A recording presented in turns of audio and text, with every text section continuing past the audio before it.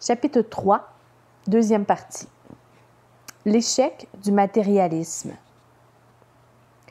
La plupart des personnes confrontées à la souffrance ne se satisfont pas du point de vue matérialiste. Pourquoi? Résumons d'abord nos observations. Une des raisons est que les souffrances humaines présentent une infinité de formes résultant d'une infinité de causes. L'approche occidentale simplifie à outrance ces causes complexes en les réduisant principalement à une forme d'agression. C'est bien sûr le cas dans de nombreuses situations. Des enfants qui meurent dans l'incendie d'un bâtiment à risque sont purement et simplement des victimes. De nombreuses souffrances, les maladies incluses, résultent à un certain point de nos agissements, de nos propres agissements. Par contre, pour une grande part, elles ne rentrent tout simplement pas dans un carcan de l'analyse occidentale. D'autres cultures considèrent qu'elles sont provoquées par des incidents et des accidents, des péchés et des échecs, le destin ou la volonté divine, ainsi que la lutte entre le bien et le mal. Certaines font la distinction entre le mal naturel, entre parenthèses lié aux accidents et à la fatalité, et le mal moral, entre parenthèses résultant du péché et de l'oppression. Cet éventail de causes prend parfaitement en compte les formes diverses de souffrance, alors que la doctrine matérialiste ne le fait pas. Par ailleurs, la vision occidentale contemporaine fait preuve d'un optimisme naïf sur la vie. Comme le suggère Suzanne Jacoby et d'autres, la principale réponse d'une personne matérialiste au mal et à la souffrance n'est pas d'y trouver un certain sens, ni de se préparer en vue de les vaincre dans une vie future, mais d'améliorer le monde pour en éliminer lentement mais sûrement la souffrance présente. Si les matérialistes accordent tant d'importance au « ici et maintenant », c'est qu'ils n'ont rien d'autre à offrir, car si nous ne pouvons trouver notre bonheur ici et maintenant, il n'existe pas vraiment aucun espoir pour nous. Dans son livre « Straw Dogs, Thoughts of Human and Other Animals », Les chiens de paille, réflexions sur les humains et les autres animaux, le philosophe John Gray analyse la montée en puissance des drogues et des dépendances dans les sociétés occidentales. L'usage de stupéfiants, écrit-il, est la reconnaissance tacite d'une vérité muselée dans la culture occidentale. Quelle est la vérité? Quelle est cette vérité? Pour la plupart des gens, le bonheur est hors de portée. Et la vie est forcément difficile, triste et le sera toujours. Dans le système matérialiste, il faut trouver tout bonheur et sens de la vie pendant qu'on est sur Terre. Dès lors, pour vivre avec de l'espoir, les matérialistes doivent croire qu'il est possible d'éliminer la plupart des sources du malheur, pour une majorité de gens. Mais c'est impossible. Les causes de la souffrance sont infiniment complexes et impossibles à éliminer. Non religieux, John Gray reconnaît d'une manière étonnante que les cultures religieuses sont, par nature, bien plus réalistes sur le côté incurable de la misère humaine. Les cultures religieuses pouvaient admettre que la vie terrestre était difficile, puisqu'on leur promettait un autre monde où toute larme serait séchée. Leurs successeurs humanistes affirment quelque chose d'encore plus incroyable, à savoir qu'un jour futur, voire proche, tout le monde sera heureux. Les sociétés fondées sur une foi dans le progrès ne peuvent admettre les malheurs normaux de la vie. L'écrivain Ernest Becker, dans The Denial of Death, le déni de la mort, exprime de manière similaire son dégoût de ce qu'il appelle les scientifiques manipulateurs, qui ne prend pas assez au sérieux la misère et l'horreur de la vie. Il donne l'impression que nous pouvons changer le monde avec telle ou telle technologie. ou que nous pouvons gérer la douleur et la souffrance, en abolir l'absurdité et inventer une condition humaine digne. C'est pour cela qu'il est dit qu'en ce sens, toute science est bourgeoise, affaire de bureaucrate. Voilà. L'expansion du moi. La souffrance porte sans doute son plus grand coup aux cultures séculières lorsqu'elle met à jour la faiblesse de l'histoire du monde. Comme nous l'avons vu, chaque culture doit offrir à son peuple une histoire, une ligne conductrice sur ce qu'est la vie. Dans The Real American Dream, A Meditation on Hope, le vrai rêve américain, réflexion sur l'espérance, Andrew Delbanco soutient qu'un récit culturel doit accomplir deux choses. D'abord, il doit nous donner de l'espoir. Cela s'avère possible uniquement s'il nous aide à imaginer une fin à la vie qui transcende notre ridicule décompte de jours et d'heures, si nous voulons repousser l'impression floue que nous dérivons dans un monde absurde. C'est également possible s'il dépasse le vague soupçon qu'amasser et dépenser de l'argent n'est rien d'autre que de l'agitation nerveuse dans l'attente de la mort. Ensuite, ce récit doit permettre à une société de former un ensemble cohérent au lieu de l'éparpiller en des millions d'individus. Il doit nous pousser à mettre notre égoïsme de côté au profit de la communauté, en annonçant la notion indispensable que le monde ne s'arrête pas aux frontières de notre moi. Pour Delbanco, chaque récit porte en lui une grande idée sur ce qu'est la vie.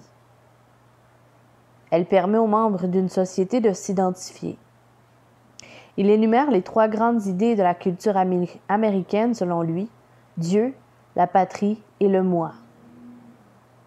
À l'aube de la société américaine, le sens de la vie était de vivre pour la gloire de Dieu. Puis les Américains du 19e siècle ont remplacé Dieu et son royaume par les États-Unis en tant que nation, avec ses valeurs démocratiques, son expansion et sa prospérité. L'espoir lié au royaume de Dieu s'est mué en une mission destinée à améliorer le monde grâce aux valeurs et à la puissance de l'Amérique en tant que nation rédemptrice, la plus grande nation du monde. Delbanco rejoint ici de nombreux spécialistes qui sont arrivés aux mêmes conclusions. Ce glissement a été l'étape décisive vers la sécularisation de la société américaine, un pas de plus vers l'immanence.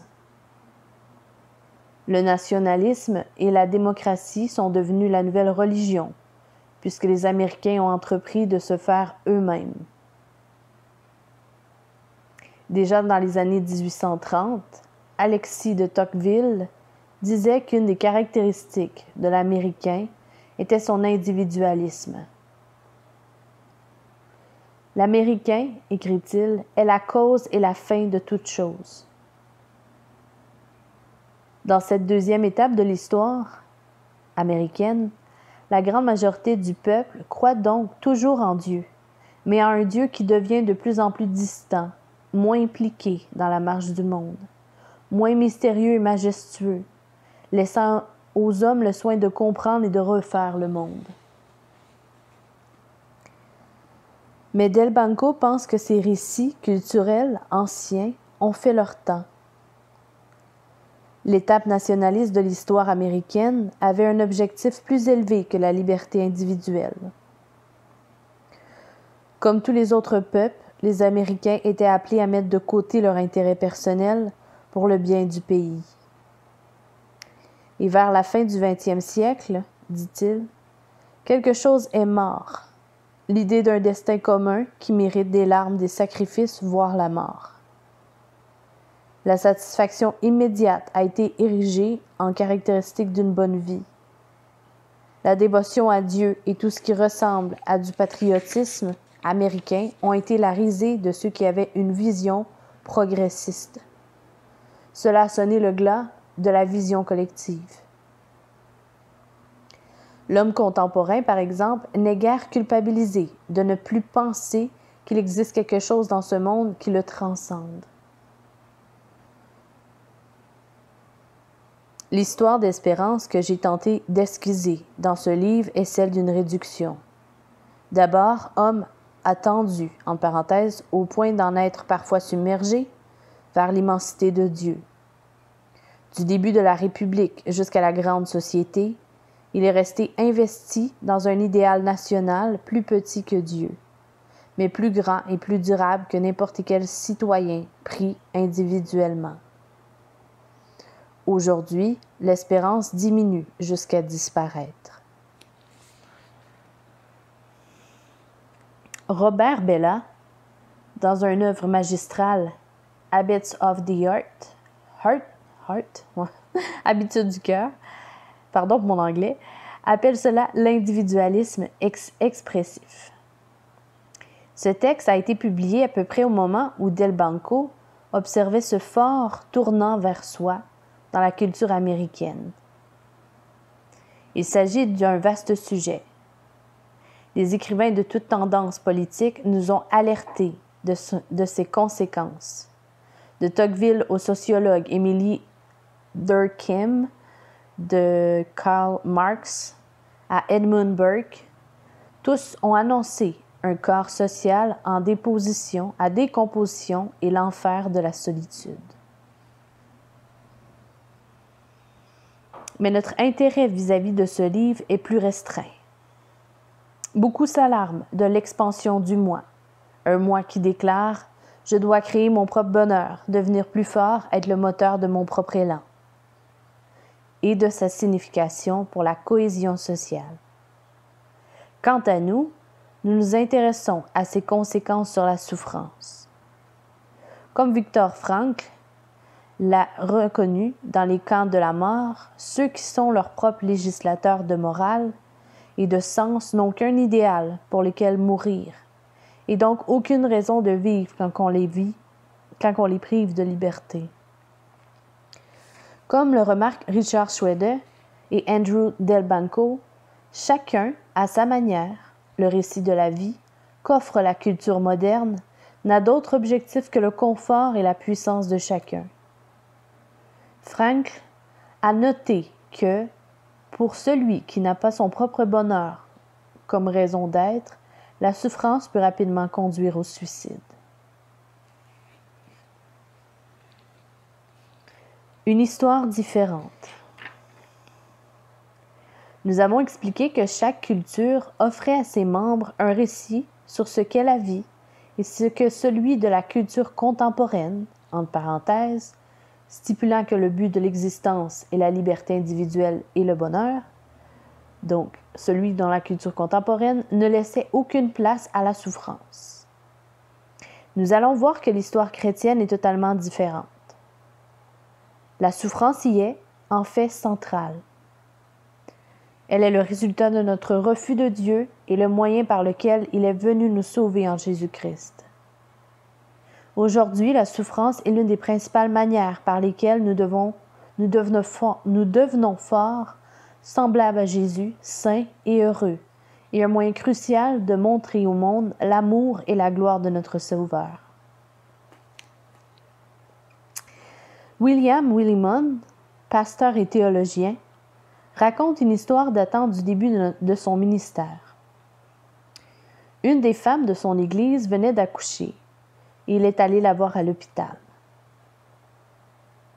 Le couple, alarmé, attendait le médecin parce qu'on l'avait informé de problèmes à la naissance. Le gynécologue est arrivé et a annoncé aux parents que leur bébé était atteint de trisomie 21. Il souffrait également d'un trouble respiratoire mineur qui pouvait être corrigé. Il leur dit « Je vous conseille de laisser faire la nature. Dans quelques jours, il n'y aura plus de problème. » S'ils se contentaient de laisser les choses en l'état, l'enfant aurait une mort naturelle. Le couple était désorienté et a demandé au médecin pourquoi il ne voulait pas opérer.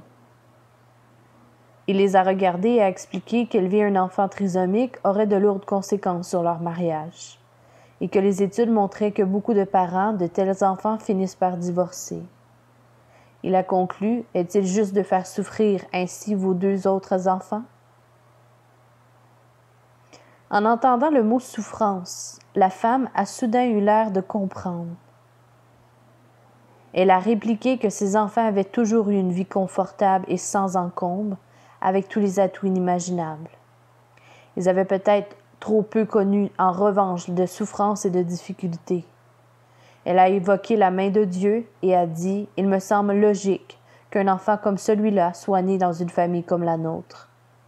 Nos enfants s'en sortiront très bien. En y réfléchissant, c'est peut-être une occasion inespérée. »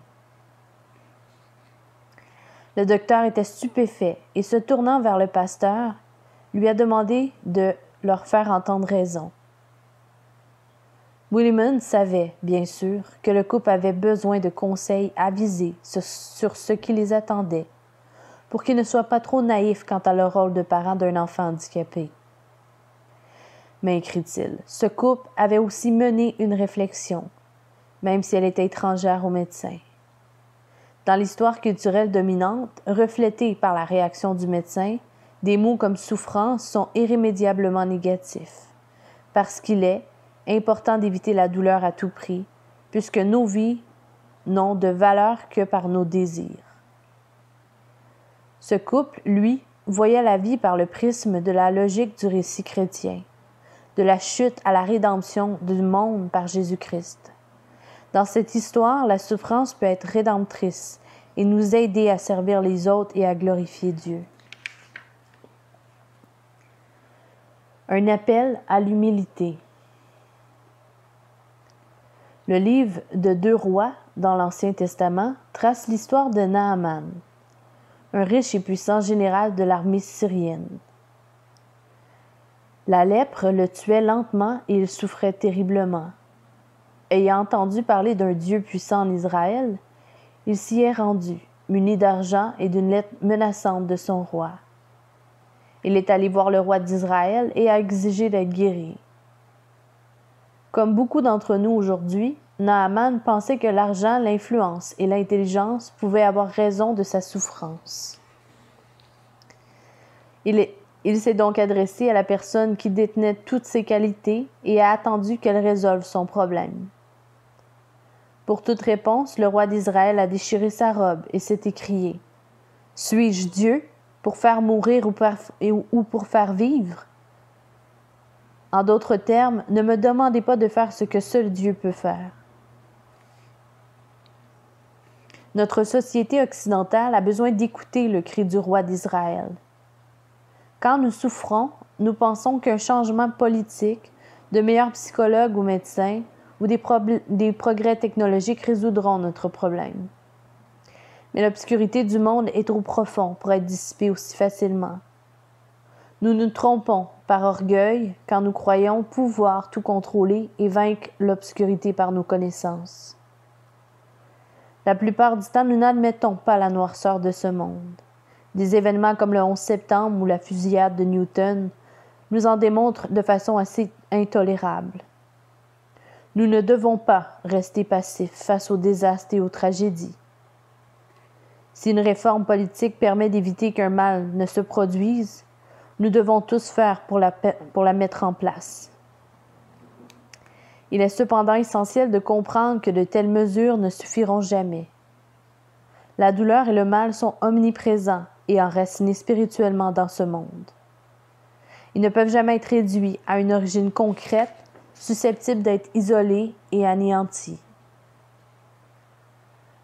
Comme le dit Hamlet, « Il y a plus de choses sur la terre et dans le ciel qu'il n'en est rêvé dans votre philosophie. » Une citation du roman J.R.R. Tolkien, Le Seigneur des Anneaux, est peut-être encore plus pertinent. Toujours après une défaite et un répit, l'ombre prend une autre forme et croît de nouveau. Quoi que nous fassions, la souffrance et le mal ne peuvent être éradiqués. Même si nous essayons de toutes nos forces de les arrêter, ils prendront simplement une autre forme et se développeront autrement. Les affronter demande bien plus que des ressources terrestres. Finalement, Naaman ne se tourna pas vers les richesses, la compétence ou une grande habileté, mais vers Dieu lui-même. Au lieu de laisser son orgueil faire confiance à son expertise ou à celle des autres, on lui demande d'amener son âme à s'humilier. Il est alors guéri de sa maladie et bénéficie d'une nouvelle relation avec Dieu qui insuffle sa grâce et sa joie dans son âme. La souffrance l'a conduit au salut. Cette histoire ne cherche même pas à répondre à la question « Pourquoi Dieu permet-il tant de mal et de souffrance dans ce monde ?» L'exemple de Naaman ne justifie pas non plus la souffrance. Pourtant, l'un des principaux enseignements de la Bible, c'est que presque tous ceux qui connaissent une vraie croissance spirituelle et une véritable relation avec Dieu passent par la souffrance. Telle des selles de bain, la douleur nous fait sortir de notre aveuglement pour nous éveiller à toutes sortes d'événements, d'éléments sur notre vie et notre cœur. Pour des raisons qui nous dépassent, même Jésus n'a pu nous offrir le salut et la grâce qu'à travers la souffrance infinie sur la croix. Tout comme notre Sauveur nous a aimés suffisamment pour affronter la souffrance avec patience et courage, nous devons apprendre à lui faire suffisamment confiance pour agir comme lui. Tout comme sa faiblesse et sa souffrance l'ont conduit à la puissance de la résurrection une fois affronté, il peut en être ainsi des nôtres. L'histoire vraie de Kendra, des cicatrices belles et profondes. Le silence, le calme absolu. Je suis désolée, mais je n'arrive pas à avoir un battement de cœur, s'écria l'échographiste. De nouveau le silence. Soudain, tout dans cette pièce sombre s'obscurcit et se refroidit davantage. Peu auparavant, mon mari John et moi-même discutions avec l'assistant. Depuis 20 longues semaines, nous attendions de connaître le sexe de notre bébé. Espérant que cela nous donnerait le courage nécessaire pour aborder la seconde moitié de cette grossesse difficile. Mais en un instant, la pièce est devenue glaciale et sans vie. Quand l'échographiste est parti chercher le médecin, l'obscurité de la pièce a fait écho à celle qui envahissait nos cœurs. Ce n'est pas vrai, le médecin va venir, il va trouver les battements du cœur, tout ira bien. Mais en un jour, maussade de février, d'une simple phrase, la mort avait transformé nos espoirs et nos rêves. Il est rare qu'une grossesse désirée génère autant d'anxiété. Bien sûr, nous étions heureux, mais à notre joie se mêlait la peur devant une forte probabilité de l'inévitable. Notre famille avait accueilli l'annonce de cette deuxième grossesse avec un mélange d'espoir et de crainte. Voici notre histoire, faite de souffrance et de perte, de mystère et de paix, de joie et de tristesse. Notre premier enfant, une petite fille, était née 2 ans plus tôt. Elle était belle et en bonne santé. Mais ma grossesse avait été une épreuve. Enceinte de quelques semaines, j'avais appris que j'étais atteinte d'une maladie rare, l'hyperémesis gravidarum, le HG. Le HG touche environ 2% des femmes enceintes. Il provoque des nausées et des vomissements constants qui entraînent une rapide perte de poids et un état de dénutrition et de déshydratation. Lors du premier trimestre, j'avais perdu une dizaine de kilos. Pendant toute la durée de la grossesse, on m'a injecté par voie intraveineuse différents médicaments, certains puissants pour traiter, entre autres, la déshydratation et les nausées. Tous mes symptômes ont disparu après l'accouchement. Ma santé s'est améliorée et nous nous sommes laissés emporter par ce merveilleux chaos qu'est la vie avec un nouveau-né. Au bout du compte, le prix à payer semblait infime comparé à l'énorme joie de l'arrivée tant attendue de notre fille. Les médecins m'avaient prévenu que chaque grossesse entraînerait les mêmes symptômes, Mais notre désir d'un deuxième enfant était plus fort que leur souvenir. Nous avons bêtement cru que l'expérience nous avait tout appris sur la maladie et nous nous sommes préparés à avoir un deuxième enfant. Une semaine après avoir fêté l'annonce de ma grossesse, la maladie était de retour et s'annonçait pire que la première fois. En effet, seuls 0,5% des femmes souffrent de HG à un tel degré. Mon médecin a immédiatement mis en place un traitement de choc et m'a hospitalisé. Un cathéter central à insertion périphérique a été posé près du cœur pour administrer à mon organisme des médicaments et nutriments nécessaires pour nourrir la nouvelle vie qui se portait en moi. Je n'ai pas mangé pendant 4 mois, sans cesse faible et nauséeuse, en proie au vomissement plusieurs fois par jour. Les amis et la famille ont pris soin de nous en temps complet, prenant en charge notre fille et la préparation des repas. Ils m'ont tenu compagnie et ont prié pour nous. Ils ont été les mains et les pieds de Christ. Nous nous sommes souvent demandé comment nous aurions survécu sans eux. Leur amour nous a littéralement nourris et soutenus. En y repensant, nous réalisons que les premières semaines de cette grossesse ont marqué le début de notre deuil. Nous savions que ce serait la dernière. Mon corps était chimiquement incompatible avec la grossesse. Nous ne pouvions nous permettre de faire souffrir volontairement notre famille et moi-même une nouvelle fois. Nous faisions seulement de notre mieux pour lutter et tenir bon chaque jour, conscients qu'il en serait peut-être ainsi pendant 9 mois. Nous étions arrivés à mi-parcours de ma grossesse en ce jour grisâtre de février. Nos espoirs étaient au plus haut alors que nous célébrions cette étape symbolique. Mais au lieu d'être une fête, ce jour a été celui où nous avons perdu notre innocence.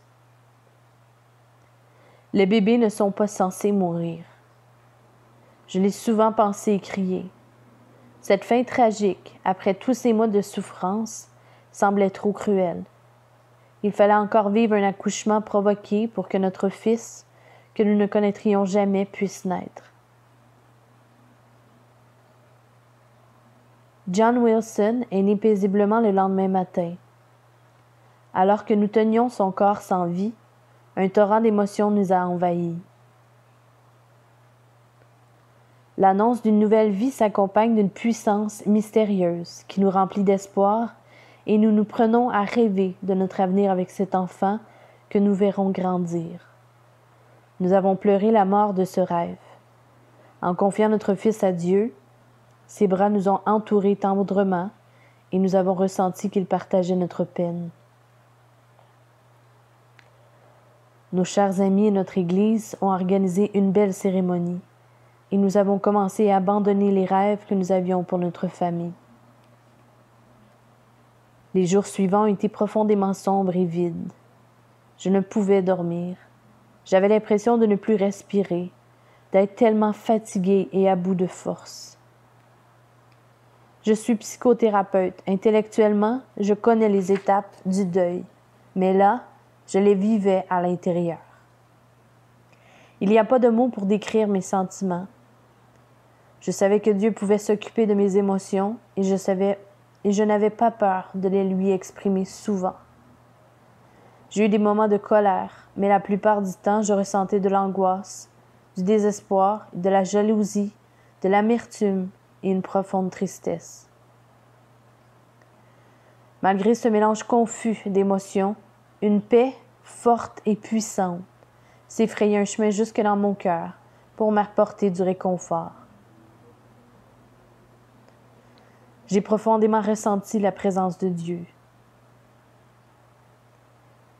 Et j'ai pu commencer à apprendre que même s'il permet des tragédies, Dieu ne nous abandonne pas et ne nous refuse jamais une relation intime et bienfaisante avec lui.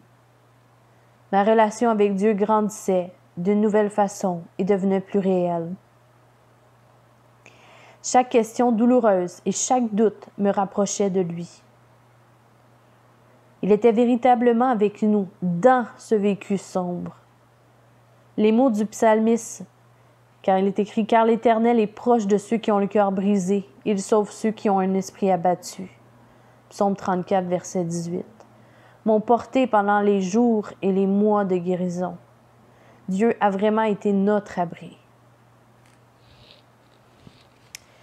Heureux ceux qui pleurent ne sont plus de simples mots imprimés.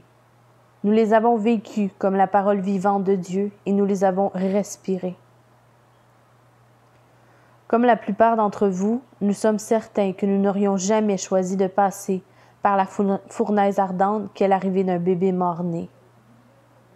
Cependant, si nous n'avions pas traversé ce feu, nous n'aurions pas été conscients des cadeaux de grande valeur que nous avons reçus.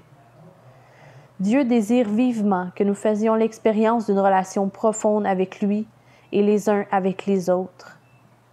Chaque fois que je me rapproche de quelqu'un qui souffre, je suis reconnaissante du cadeau de ma propre souffrance. Elle me rappelle notre vulnérabilité et notre dépendance. Il est dans notre nature d'être fort et indépendant. Mais la souffrance ne laisse aucune place à l'ego et sa mise à nu ouvre la porte aux relations authentiques. Quand je m'approche des autres, je rencontre Dieu ici et maintenant. Dans les jours qui ont suivi la mort de notre fils, un ami m'a dit que nous marcherions désormais en boitant. Nos cicatrices ne sont pas visibles, mais la douleur a laissé sa marque dans nos cœurs. Mais j'aime à penser que ces cicatrices sont des signes uniques de beauté et d'authenticité. Notre histoire n'est pas terminée pour autant. Dieu a réuni 4 vies d'une façon miraculeuse pour faire naître la beauté du milieu des cendres. Nous nous réjouissons aujourd'hui de l'éclat de notre vie avec nos 2 précieux enfants, notre fille de 9 ans et notre 2e fils, enfant miracle, qui aura 5 ans cette semaine.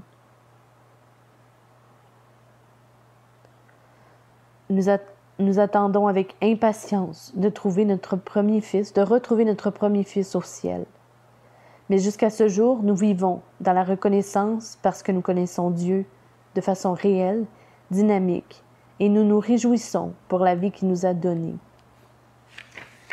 Fin du chapitre 3, 2e partie.